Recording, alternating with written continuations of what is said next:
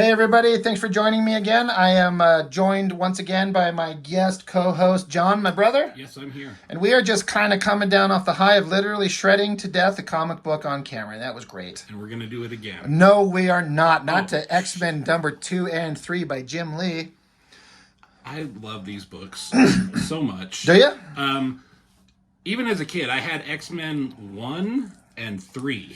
Oh, you didn't have 2? I didn't have 2 for whatever reason, so I'd always have to wait until you were doing something and steal it from you. You know, Son of a bitch. sneakily look at yours. Yeah. But yeah, just Jim. Like I love these little corner boxes. Yeah, what do you call whatever you call those? Corner box. Yeah. Yeah, I just love those. I think with the little rogue back there, but you know, X-Men stories are what they are, but. Man, there's just Jim Lee art. At the time, these were big deals for us. We thought this would be a fun one to do because the first video, was it the first one you and I did together? I think so. The first one, we got together one other time before, and the first one we did was X-Men number 1. We figured why not finish off the main story of that run, because X-Men 1 through 3 was the last Jim Lee and Chris Claremont collaboration. So let's finish up the story. X-Men number 1 was a pretty interesting... I was captivated at the time. I mean, it may not reread quite as well, maybe, but at the time, it was still interesting. It's like new costumes. It's Magneto. It's X-Men. New formation of teams. You know, Jim Lee drawing the coolest shit. I mean, I always loved this. I mean, we talked about the first issue and that first image of Magneto in space and that face without the helmet, which was always amazing. But I always loved this with the helmet. And absolutely. The way that he does metal texture, it's such an interesting, like, I don't know how you come up with it, but it works.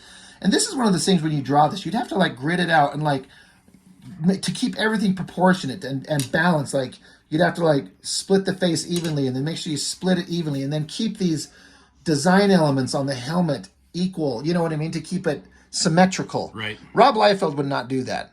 Everything would be distorted, and the eye lines would be crooked. Rob Liefeld knows what he's doing. Let's not taint this review by mentioning his name again. But what a great splash page. I like how he's heavily hatched the eyes to give it the idea that this mask is covering him, and so it's in shadow. Yeah. And like the way he does like stubble. Yeah. You know, like that's just so good. Great opening page. This would be a great one to own the original artwork on. God, that would be really cool. I'd have that shit displayed in my living room. Firestorm from DC. He's going to show up. Oh, so sweet. Crossover we didn't know was coming. Big double-page spread. The last issue ended on a double-page spread of Magneto standing there. It's like the camera was back behind these guys here looking the other direction, so now he's just flipped it around. More of that great metal texture on that helmet. That's a great angle on that mask, all the characters. Yeah, these individual drawings, like this one of the Psylocke is like sexy, but like she's like a warrior, you know, she's fierce. I love this just of Wolverine holding him. Yep. It's just so awesome. It's so great. I like also the environment he's put them in. There's like a big giant destroyed background, rubble, fire, car, EMTs and shit, but our heroes are standing here. They got to throw down. Yep. Love it. Man, I haven't looked through this in a long time, so these are kind of fun to revisit here.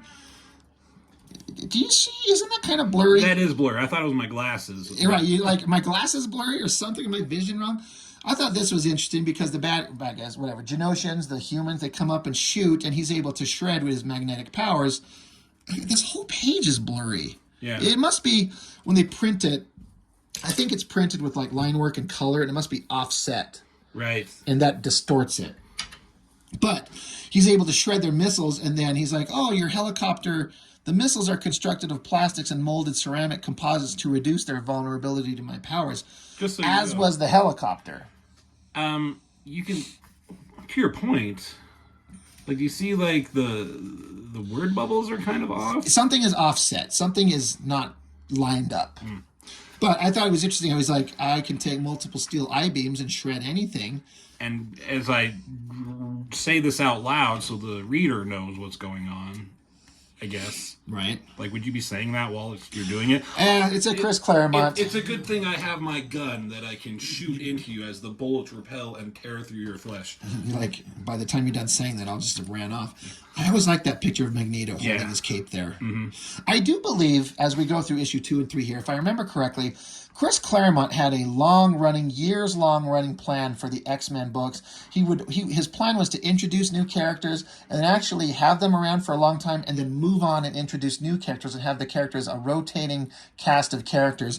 And I believe his intention was this to be the last Magneto story ever. At the end of issue 3, when he dies, he was supposed to die. You're right. But and it reads kind of well that way. You know goddamn good and well that's not going to happen. Yeah, but can you imagine if Magneto never came back? It would have left him a hell of an awesome legacy. Like, remember the good villains? Yeah. Suddenly everything's back in focus. Christ. Rogue's looking hot. I like this energy bubble and the energy boner he gave her. And the way he, like, his pose there is just, like you said, like some of these smaller drawings, like that's... It's regal. Yeah. He is super awesome. He's Darth Vader. Yeah. Like, if that were, if this were digital. Right. You want to pinch zoom, right? Blow it up. That'd be an awesome, like, inker. Here's another thing that comes up all the time, and it doesn't make sense here except in kind of like a rapey sense. Psylocke is showing up to take on, Fabian Cortez, and somehow he's so badass he's able to, like, know that Ninja Psylocke is coming up behind him, and he makes out with her. Yeah. But his power, you remember I did the Rogue Savage Land thing, and it's always like everyone has to kiss to get their powers.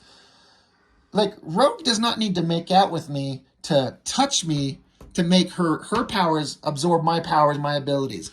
But she's always kissing people. His power, he can, like, accelerate their powers or something to that effect. But he has to kiss her? Yeah. Why does he always have these people fucking making out, especially against their will? That's fucked up. Right.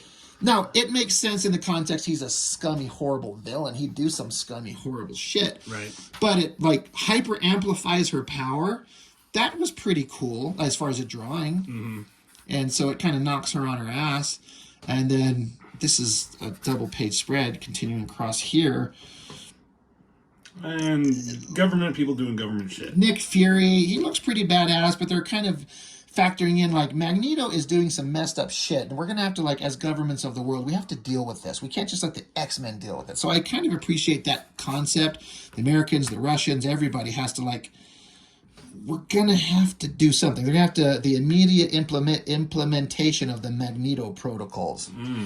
So, as a story point, I'm on board with it. But based on what happened with Psylocke before, her powers are, like, at least temporarily hyper-exaggerated. So, like, she can't keep all the thoughts of everyone else out of her head. So she's freaking out. And then the humans just suddenly start beating the shit out of her, I guess. I mean, they're... it's humans versus mutants. It is. They don't like muties. Beastie Boy shows up and protects her. He's gonna take care of her.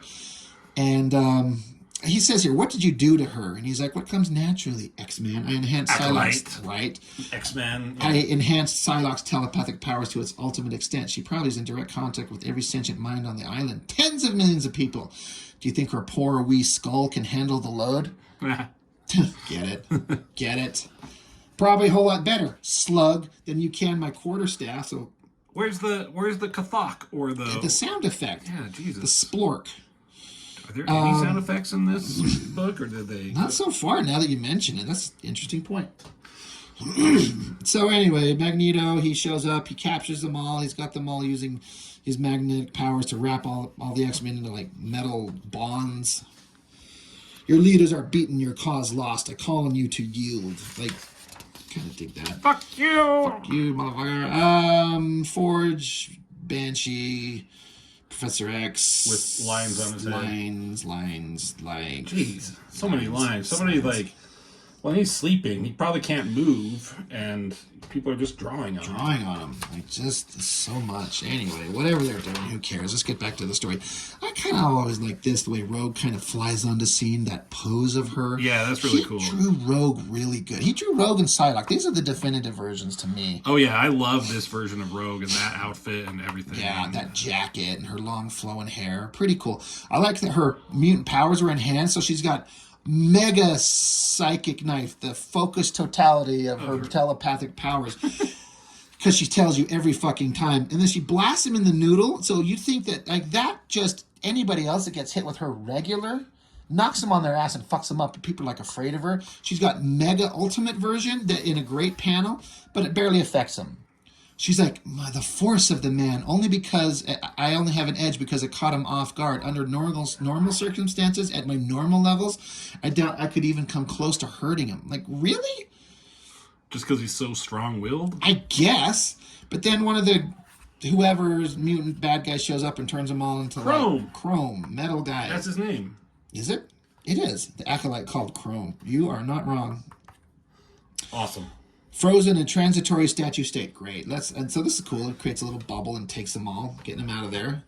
All right, so he's taking off with them. And Magneto's gotten some struggles. They're figuring out there's something genetically wrong with him, and they're trying to figure out what it is. Meanwhile, the humans launch a missile with a satellite in it. The Magneto protocols are doing something important here. There's some drawings in this scene. Like, so now some time has passed. And Moira, she's having a problem. She's drinking herself into a stupor, and Charles shows up to find out why. What did you do? And Magneto happens to just show up and like, yeah, we got to talk. What did you do? Picks up her house and takes it off, and it's just rocketing into the sky. I like this because these guys warned Professor X, don't go outside of the bounds of the mansion. We can't protect you if you're outside the bounds. He's like, I warned him. Yeah. But, yeah, Magneto took them, fucking dumbasses. No use bellyaching. We underestimated Magneto, and he burned us. Question is, what do we do next? Call the Avengers. Right? That'd be a great idea. This is Eric Larson. Eric Larson for a call. $75 first minute, 75 cents each additional minute, maximum call 4 minutes. What do you do? You say which one is the best for, I don't know, who cares? It's just a way to make money. Let's call it. Let's do it. Oh my God, let's dial that number. 1-900-288-XMEN. I always really liked that silhouette of his mask in the shadows and him pouring himself a shot. I thought that was really cool. And they're talking about something that happened to Magneto way back in some other comic where he was reduced to a child. Yeah. And so she ended up doing some kind of genetic stuff to him at some point, which is what is coming up in the story that he's not happy about. So I think this is kind of cool. He was just standing there talking to them, but he's also using his powers to take them into space. That would be an incredible scene in a movie. I think that would come across really cool. And it shows what a badass powerhouse Magneto is. So they're kind of continuing like he was a little kid, because you can tell because he's got white hair, because of course Magneto as a kid has white hair, and eventually he gets restored to his prime. And the question is, what occurred during the months that I was in your care, Moira? She's like, I didn't ken what you mean. And he's like, what? What? Speak English, woman. She says, I didn't ken. What is didn't ken? I don't know. I didn't ken what you mean. I don't know what you mean, but what is didn't ken? Regrettably, I don't believe you. So she threatens him by sticking. It sounds like a Star Wars name, Dinnakin. Oh yeah, he's a Jedi from the ancient times. You're not wrong. Yeah. But I never am. Force her into telling what she knows, he takes Professor X and sticks him outside in space, and he starts choking. She's like, that vacuum, he'll die. Then save him. Please don't hurt him. It's almost too late. She's like, all right, I'll tell you everything. He's like, right, yeah, you're right, you will. Yeah. I always liked that shot and that face. I mean, for an X-Men comic, these issues, like, this is a Magneto-centric. It's about him. Yeah. Yeah. Great drawing, and so regal, powerful. The drawing on that face. Basically,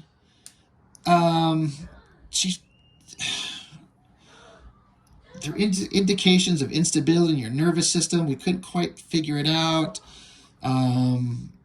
Something about the progressive degradation that could in turn affect the electrochemical balance in your brain. He's like, well, what? With great power comes certain madness. I thought if I could modify the genetic matrix and eliminate the instability, perhaps I thought I might use the same process to save my son, which is, I think she's just referring to Proteus.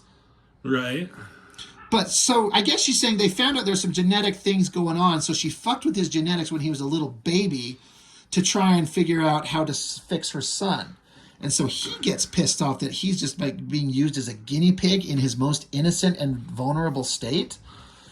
Yeah, and it seems, but like, to take away like his evilness or something, it seemed. Explain to me how the man Charles knew could turn into the master of Brotherhood of Evil Mutants. Like, it seems like she was trying to make him, like, so he wouldn't grow up. She was doing multiple different things, yes. How seductively noble an end that surely justified the means, no matter how foul. It's like you were a child again and innocent with a second chance to live your life over. And who gave you the right to play God with my soul? By the eternal, by tinkering with the foundation of my being, you took from me the dimensions of moral choice. Every decision I have made since my rebirth is now suspect, thanks to you. God, bitch. Seriously. So he's mad. She covers her in like liquid metal goo to be able to physically control her and have complete total awareness of everything she thinks and feels because he's got magnetic powers. Another great drawing of his face. So you know she fucked with him and he's mad and he's big mad. He's off for revenge.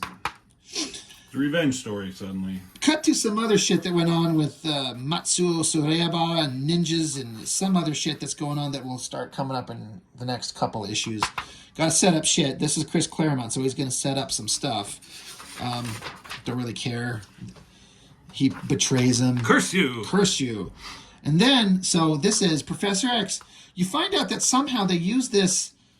The X-Men basically say they've joined Magneto. I think that they're explaining why they've joined him, but what you don't know is that they've been subjected to some kind of process that alters their free will. And I think it was something that Moira, like a version of what Moira did. Right. It was that process somehow that they were all subjected to, and so now they're talking like they have free will, but they don't. And so they're like, we've joined Magneto, we believe him, Magneto is the right man for this era, sir, and we mean to stand by him to the end. What we'll find out in the next issue that we'll get into, but it only works so long as you don't use your powers. Oh, is that it? That's it. So the instant you use your powers, and they demonstrate that in the next book, so by that logic, Wolverine is not under control. His mutant healing factor is always on. Right. Doesn't that apply to his senses? Wouldn't that apply to Beast too? Yeah, right. Maybe if he starts jumping around. Maybe, I don't know. Yeah. But you don't know that here. You just like the X-Men just decided to join Magneto. But, I mean, we'll get to it, but Beast isn't... He comes out of it. He flips back pretty fast. Yeah, I don't remember. I know that Wolverine's not in it. It takes Cyclops blasting several times to come out of it, and Rogue has to fly. Gambit never does. Douche. Right. And then it cuts to, there's the X-Men wiped out, down, and it's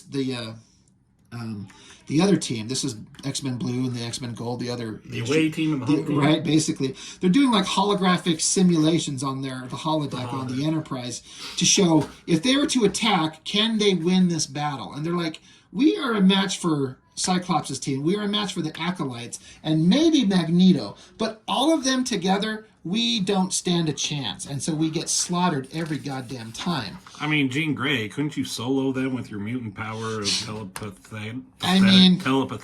Telepatheticness is right. If she had the Phoenix power, she totally would.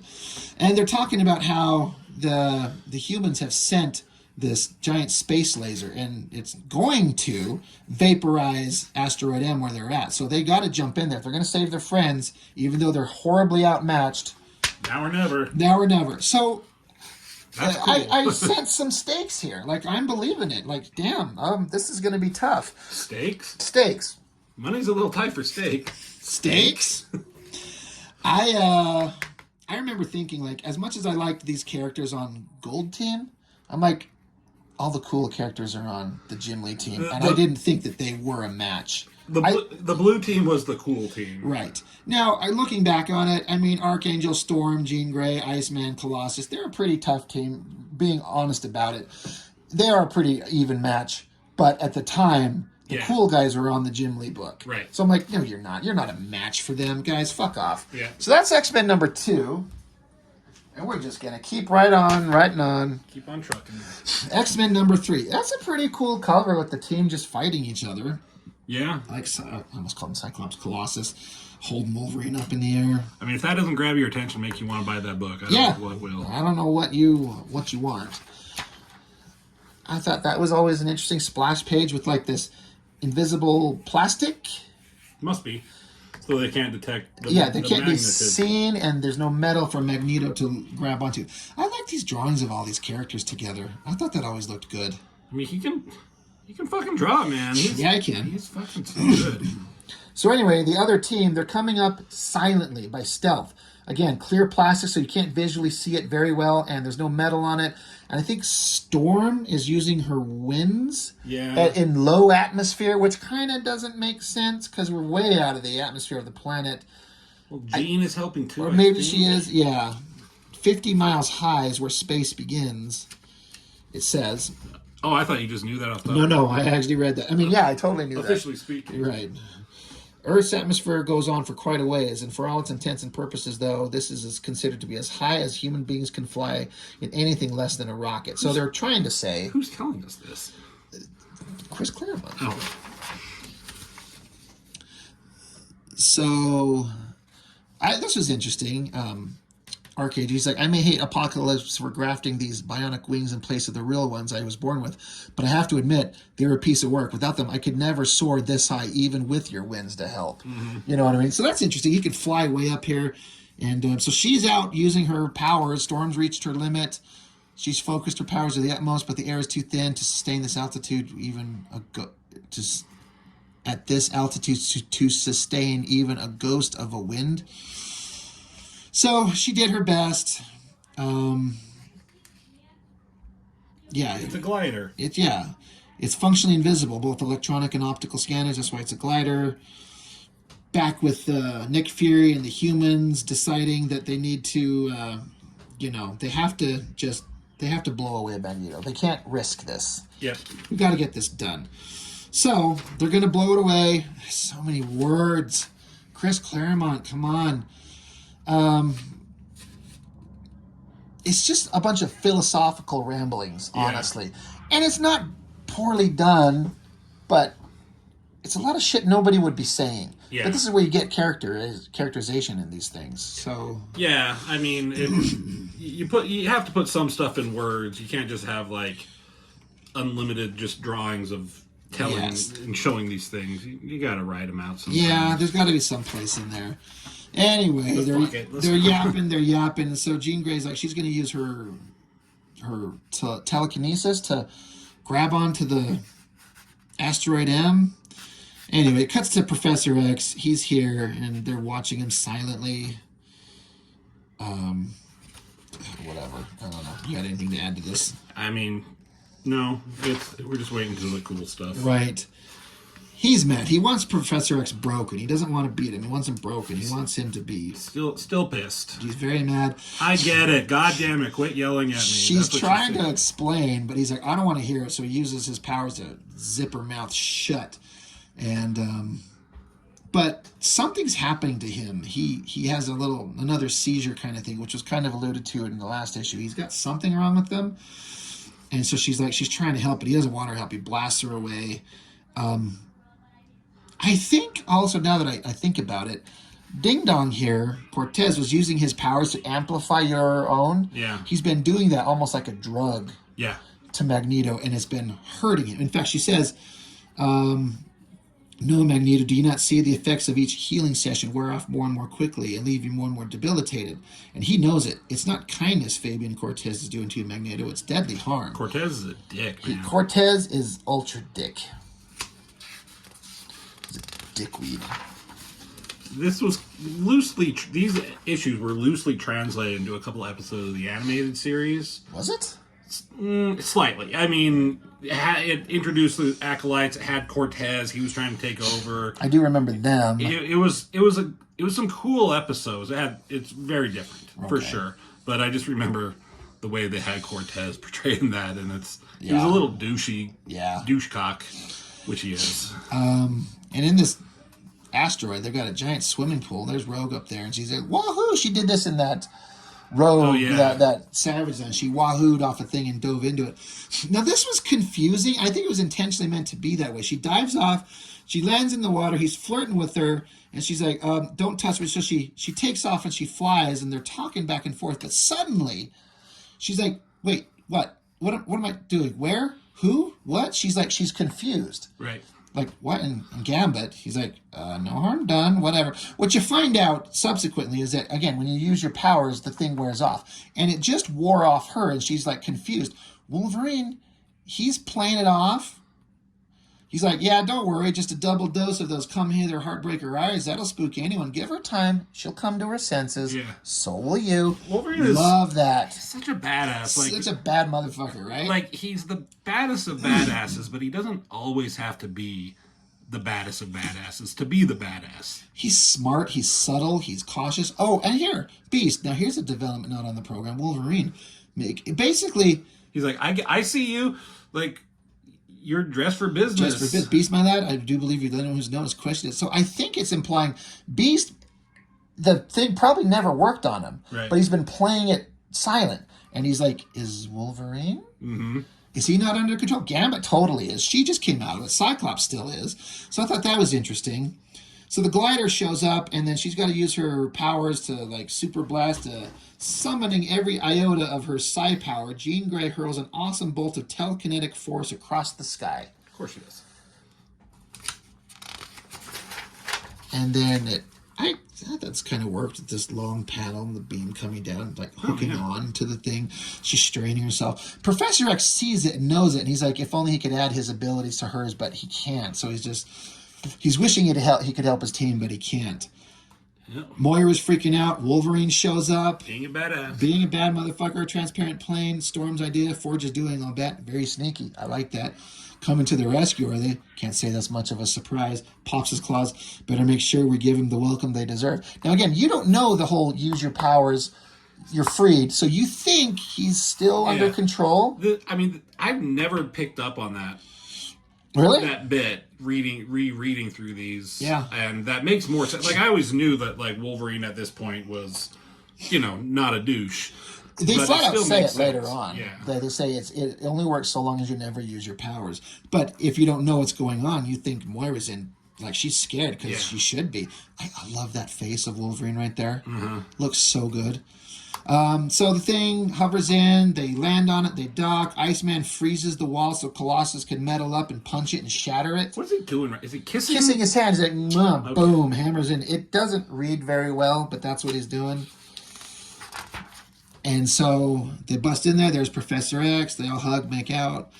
And they're like, all right, let's go. We got to do some shit.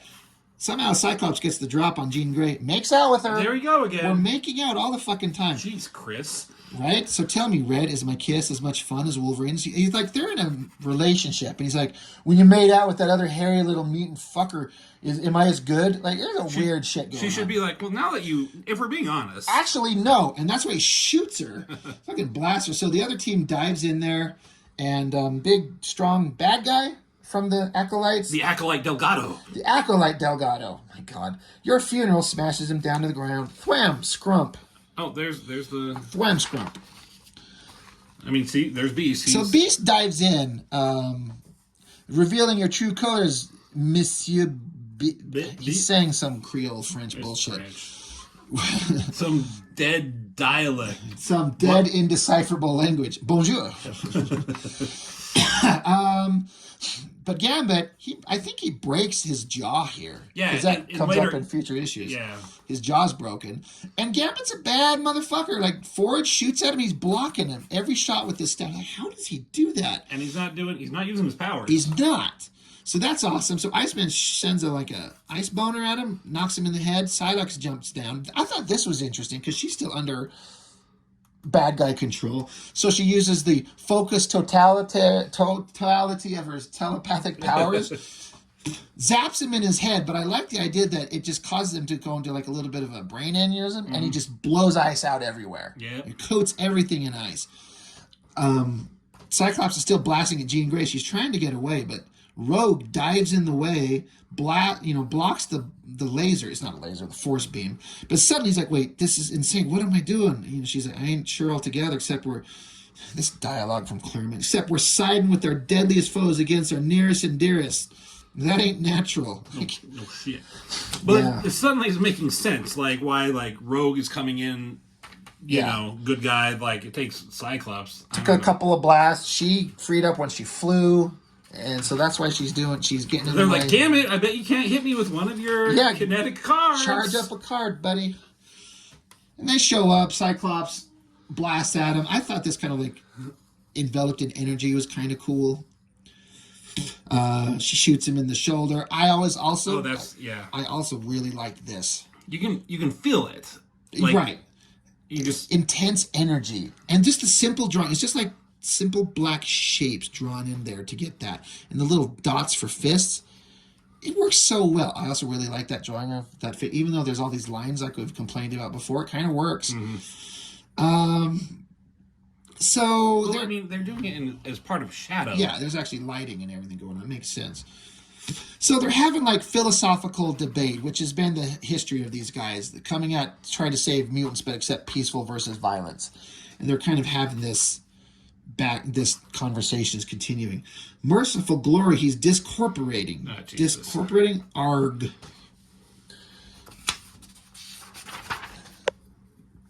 And then this is cool. Wolverine shows up. Time to call it quits. Go ahead, Wolverine.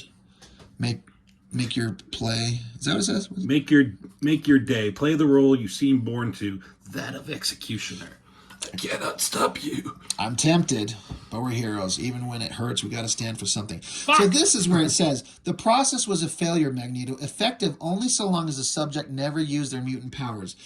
So basically, he was worried that his free will was fucked with.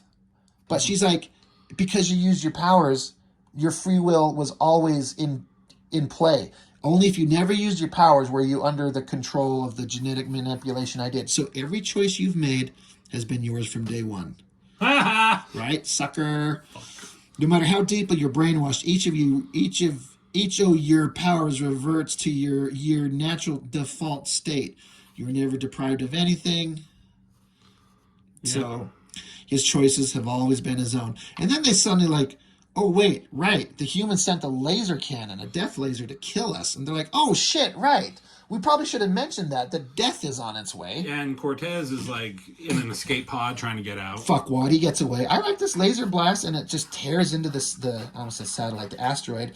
And Magneto uses his powers to keep everything together so people can escape. Mm-hmm. Again, I know I keep mentioning this shit. These smaller drawings, I always like Colossus there.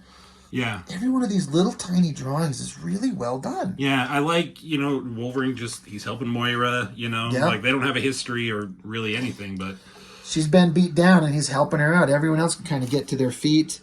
And Magneto as well. Cyclops, you are the stubbornness of man, Charles, not to mention one of the most foolish. Going back to sucking off Wolverine. Right? I mean, he wasn't in... Like, he's there fighting, but he was not part of this battle at all. And he just is... He doesn't need to be. You know? Like, he's fucking Wolverine. But he has some really cool moments that are not fighting. Mm-hmm.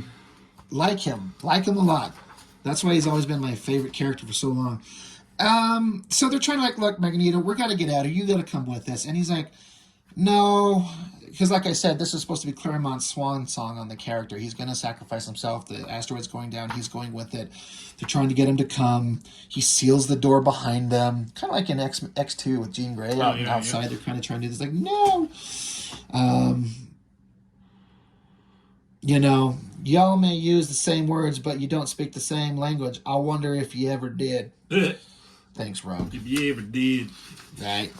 No. I mean, he was gone for 25 issues, Magneto. Like, he didn't come back until... He was gone for a long time. Yeah, you're right. Until he came back and ripped out Wolverine's skeleton. I need to look at that issue. I don't have them. Do you have them? No.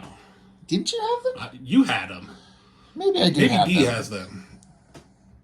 Someone has them. I think now that maybe I did. I gotta find anyway. Not to trail off. Those would be good ones to look at, because it led to my least favorite version of Wolverine, which is Bone Claw. But the story leading up to it, yeah, I actually really liked. So the satellite explodes, blows up, goes down, and they're having, as much as we talk about him being extremely verbose, I remember reading the actual text in this, in the text boxes, and I kind of liked what they were saying, and it ending with it going down off into the distance and a giant explosion. I hear the music from Star Trek II at the end when Spock is like there you go. being shot out into a, like, why did they put him in a fucking torpedo? I gotta shoot him off into something. Yeah, that's good. I do like, and then they talk a lot going on about, they're basically, I think Chris Claremont, because this is his last issue of his runs in the 80s and into the 90s, like 10 years plus of him telling the stories of these characters. And I remember I've read or heard in interviews recently that if any other creators wanted to use any of the X-Men for something, they had to clear it with Claremont. And so they were kind of his, and this is his last issue of that run, and so he's kind of having them say kind of the final words that he's got to say with the X-Men as a team. Things are terrible, things are hard, we have to do what's right. And I like this. It ended with, what matters is the attempt. In our powers, our roles as heroes, perhaps even the simple fact that we live gives us the obligation to try. And then they take off and going back to 1976 to 1976. 1 year before I was born, he was writing X-Men. It's wild, right? Yeah. So pretty good for, again, a lot of text, but I like how it wrapped up. Right. It worked. I mean, what you can say what you want about the way he does dialogue or some of these stories, but I mean, you're going through the classic X-Men stuff and all the the Days of Future Past, the Phoenix, you know, like so many classic stories that made X-Men what they are, you know. That is Chris Claremont. That's all him. Mm-hmm. He took some characters that were kind of interesting and took them to their ultimate expression of their interest and made them what they are. And they were the premier comic property of their day. But then what did he do after that? He kind of fell off? Did he? I think he took a break. He wrote novels that never sold. He come and did some work for Image. He ended up coming back and writing more X-Men for Marvel years later. Didn't he do like some issues that if he would have kept going on this, what it would have been? It's like X-Men 94 or something like that, where it's like literally this is X-Men number 3, or they did what would have been X-Men number 4 if he would have kept going. And I remember picking up the one issue next, did not like anything. I didn't like it at all. Who drew it? I don't know. And that's kind of telling, because if you don't know, then it was not interesting. It's kind of hard to say, because I have a very clear idea of what these stories were post that, and then trying to tell it, here's a different version of it. I'm like, that's not what happened. Yeah. So I didn't care for it. I did read it, but I don't remember anything about it except I didn't like it. Oh. So X-Men number 2 and 3, like this was big stuff at the time. It's Jim Lee superstar, selling millions of copies. Everyone's getting rich off this shit. I mean, this is when Jim Lee's doing X-Men, McFarlane's doing Spider-Man, Larson is doing Spider-Man around this time. You know, Liefeld on his X-Force, Silvestri on Wolverine, Portasio on Uncanny X-Men. He was on X-Factor before. So they were all just, what a hell of a time. Like, you don't see this anymore, where artists literally are just blowing you away in a way that raises them to prominence. The industry doesn't work that way anymore. Yeah, it's you're not wrong. Yeah. I don't even have the words. It's kind of a bummer that things are not as exciting as they used to be. But great times. So X-Men number 2 and 3, fun to revisit it. For sure. Yeah. So I guess that's all I've got for now. So unless you've got anything else. I sure do. Do you? No. Okay, great. That's all we've got, and see you next time. Yep.